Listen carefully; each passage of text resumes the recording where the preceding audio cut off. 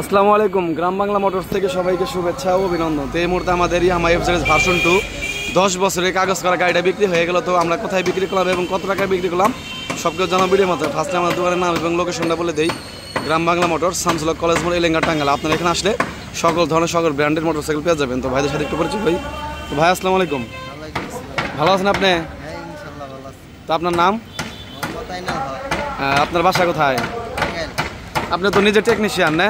তো গাড়িটা মূলত কারে নিয়ে দিলেন? তো ভাই আসসালামু আলাইকুম, ভালো আছেন আপনি? তো আপনার নাম?